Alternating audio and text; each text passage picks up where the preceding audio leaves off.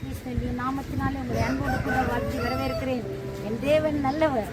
தேவன் பெரிய காரியங்களை இன்றைக்கு உங்களுக்கு செய்ய வல்லவராயிருக்கிறார். இந்த நாட்களிலும் நாங்கள் தேவனுடைய வார்த்தையிலிருந்து ஒரு பகுதியை நான் உங்களோடு பேச போகிறேன். தேவன் நிச்சயமாய் உங்களோடு பேசுவாராக. உபாகமம் புஸ்தகம் 28வது அதிகாரம் 1வது வசனம் இவனமாய் சொல்லுகிறது, இன்று நான் உனக்கு விதிக்கிற உன் தேவனாகிய கர்த்தருடைய கற்பனைகளின் படியெல்லாம் நீ செய்ய கவனமாய் இருக்கும்படிக்கு அவர் சத்தத்திற்கு உண்மையாய் செவி கொடுப்பாயானால் உன் தேவனாகிய கர்த்தர் பூமியில் உள்ள சகல யாதிகளிலும் உன்னை மேன்மையாக வைப்பார் என்பதால். எனக்கு அன்பு பிள்ளைகளே, இந்த நல்ல நாளிலே கூட நாங்கள் ஆண்டவருடைய சமூகத்திலே தேவனுடைய வசனம் சொல்கிறது, அன்பானவர்களே, அவர் நம்மை மேன்மையாக வைப்பார் என்பதாக. தேவன் நம்மை மேன்மையாக வைக்க வேண்டுமா இருந்தால் நாங்கள் உண்மையாய் அவருடைய கட்டளைகளுக்கு செவி சாய்க்க வேண்டும். நாங்கள் மெய்யாய் அவருடைய வார்த்தைகளை கை கொள்ள வேண்டும். நாங்கள் மெய்யாய் கை கொண்டு உண்மையாய் அவருக்கு செவி சாய்த்து அதற்கு நேராய் நம்முடைய இருதயங்களை அர்ப்பணிக்கிற பொழுது தேவன் இந்த நாட்களிலே நம்முடைய இருதயங்களை ஸ்திரப்படுத்துவது மட்டுமல்ல, நம்முடைய இருதயங்களை தைரியப்படுத்துவது மட்டுமல்ல, தேவன் நம்மை நம்முடைய வாழ்வின் மூலமாய் மேன்மைப்படுத்த அவர் வல்லவராய் இருக்கிறார். மேன்மையானது நமக்கென்று தேவன் வைத்து வைத்தது. எதற்காக தெரியுமா? தேவன் தம்முடைய சாயலின்படி தம்முடைய ரூபத்தின்படி மனிதனை அவர் சிருஷ்டித்தார். அந்த சிருஷ்டித்த மனிதனுக்கு தேவன் சகல நன்மையான ஈவுகளையும் நன்மைத்தனங்களையும் அவனுக்குள்ளே வைத்து வைத்திருக்கிறார். அவருக்குள்ளே அந்த மேன்மைகள் இருக்கிறது. இந்த மேன்மையை நாங்கள் பெருக்க வேண்டுமா இருந்தால் தேவனுடைய கற்பனைகள், தேவனுடைய கட்டளைகள், அவருடைய நியமங்களுக்கு ஏற்றாற்போல் நம்முடைய வாழ்க்கையை நாம் அமைத்துக் கொள்ள வேண்டும்.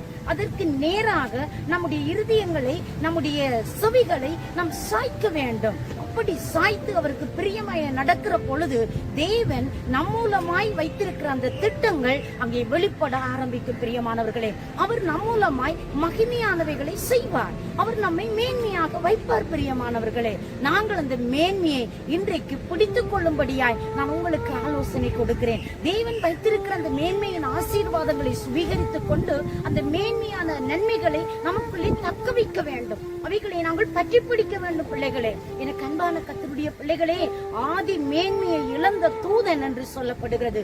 தேவன் தம்முடைய நாமம் மகிமைப்படுத்துவதற்கும் தம்முடைய நாமத்தை உயர்த்துவதற்கும் தேவன் தூதர்களை அங்கே ஏற்படுத்தினார். அதிலே பெருமை கொண்ட தூதன் விழுந்து போனான். அவன் தன்னுடைய மேன்மை தன்மையை அவன் உணரவில்லை. அந்த மேன்மை தன்மையை அவனால் புரிந்து கொள்ள முடியாமல் போய்விட்டது. அந்த மேன்மை தன்மையை அவன் காத்துக் கொள்ளவில்லை. பெருமிதம் கொண்டான், மேட்டிமை கொண்டான். அதனால் அவன் தள்ளப்பட்டான். அந்த தள்ளப்பட்ட தூதன் இன்றைக்கும் மனுக்குலத்தை கெடுப்பதற்கு, மேன்மையின் ஆசீர்வாதங்களை கெடுப்பதற்கு, மனிதன் மேலே தெய்வம் கொடுத்த அந்த நன்மைகளை பறிப்பதற்கு, மனிதனுடைய ஆசீர்வாதங்களை இல்லாமல் செய்வதற்கு அந்த விழுந்து போன தூதன் இன்றைக்கும் வேலை செய்து கொண்டு இருக்கிறான். என் அன்பு பிள்ளைகளே, நான் உங்களுக்கு நல்ல ஆலோசனை கொடுக்கட்டுமா? உங்களுக்குள்ளே ஒரு மகிமையான மேன்மை இருக்கிறது. உங்களுக்குள்ளே திறமைகள் இருக்கிறது. உங்களுக்குள்ளே தாளந்துகள் இருக்கிறது. உங்களுக்கென்று விசுவசித்த ஞானத்தை தெய்வம் உங்களுக்குள்ளே வைத்து வைத்திருக்கிறார். பிள்ளைகளே, நீங்கள் ஏன் கலங்கணும்? நீங்கள் ஏன் அங்கே அதைரியம் அடையவனும்? நீங்கள் ஏன் பதற்றம் கொள்ள வேண்டும்? நீங்கள் பயப்படாமல் நீங்கள் தைரியமாய் இருக்கணும். உங்களுக்குள்ள மேன்மைகளை குறித்து நீங்கள் எப்பொழுதும் கரிசனை உள்ளவர்களாய் இருக்க வேண்டும். அந்த மேன்மையை பற்றி கொள்ள வேண்டும். இன்றைக்கு நம்மை நாமே குறித்து என்ன சொல்லுகிறோம்? என்னால் முடியாது, என்னால் இயலாது, என்னிடத்தில் ஒன்றுமில்லை என்பதைத்தான் நாங்கள் பேசிக் கொண்டிருக்கிறோம். நான் சுகமாயிருக்கிறேன், நான் பலமாயிருக்கிறேன், எனக்குள்ளே நன்மைகள் இருக்கிறது, எனக்குள்ளே ஆசீர்வாதங்கள் இருக்கிறது, நான் எல்லாவற்றையும் சாதிக்கலாம் என்று சொல்கிறவர்கள் இன்றைக்கு குறைவடைந்து போய் கொண்டிருக்கிறார்கள். தேவன் ஆதி மேன்மையை இழந்து போன அந்த தூதனை அவர் தள்ளினார்.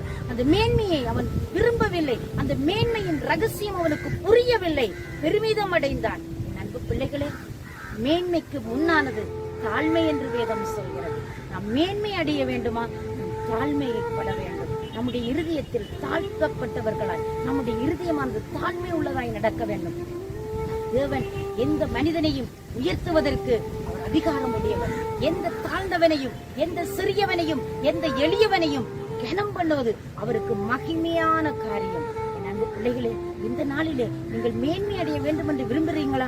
உங்களுடைய வாழ்க்கையிலே பெருமிதங்கள், எங்களுடைய வாழ்க்கையிலே அகம்பாகங்கள், எங்களுடைய வாழ்க்கையிலே அருவருப்பான காரியங்களுக்கு நாம் இடமளிக்கவே கூடாது. மேன்மையை பற்றிக் கொள்வது மட்டுமல்ல, மேன்மையை பிடித்துக் கொள்வது மட்டுமல்ல, தாழ்மை உள்ளவர்களாய் நடக்க வேணும். எங்களை தாழ்த்துவதல்ல, தாழ்மை உள்ள மனம் நமக்கு அவசியம். தேவன் கொடுத்த ஈவு, தேவன் கொடுத்த நன்மை, தேவன் கொடுத்த மேன்மை என்று நாம் அவரை உயர்த்துகிற பொழுது தேவன் எங்கள் மூலமாய் மகிமையானவைகளை இன்னும் செய்வார். அன்பு சகோதரா சகோதரி, உங்க வாழ்க்கையில தேவன் வைத்திருக்கிற ஆசீர்வாதங்களை இன்னும் பெருக்கலையா? தேவன் உன்னை கொண்டு ஏதோ ஒரு நன்மை செய்ய விரும்புகிறார், மகிமையானவைகளை செய்ய போகிறார். அந்த அற்புதங்களை இன்றைக்கே நீங்கள் பெற்றுக்கொள்ள போறீர்கள். நான் உங்களுக்காக ஜெபிக்கட்டுமா? கண்களை மூடி நாங்கள் ஜெபத்துக்கு ஒருமனப்படுவோம். சர்வ வல்லமை உள்ள நல்ல ஆண்டவரே, எங்களுக்கு நன்மையை பெற்றுக் கொடுப்பதற்காய், எங்களுக்கு ஆசீர்வாதங்களை பெற்றுக் கொடுப்பதற்காய் கல்வரி சிலுவையில் நீ ஜீவனை கொடுத்த தெய்வம் ஐயா. எங்களுக்காக யாவையும் செய்து முடித்து விட்டேன் என்று சொல்லி வெற்றி சிறந்தவரையா. இந்த நாட்களில் உடைய பிள்ளைகளுக்கு வைத்திருக்கிற அத்தனை ஆசீர்வாதத்தை கொடுத்து அவர்களை மேன்மைப்படுத்தும், கனம் பண்ணும், காத்துக்கொள்ளும். இயேசுவின் நாமத்தில் ஆசீர்வதித்து ஜெபிக்கிறேன் ஜீவனுள்ள நல்ல பிதாவே. ஆமென். ஆமென். தேவன் தாமே உங்களை நிறைவாய் ஆசீர்வதிப்பார்.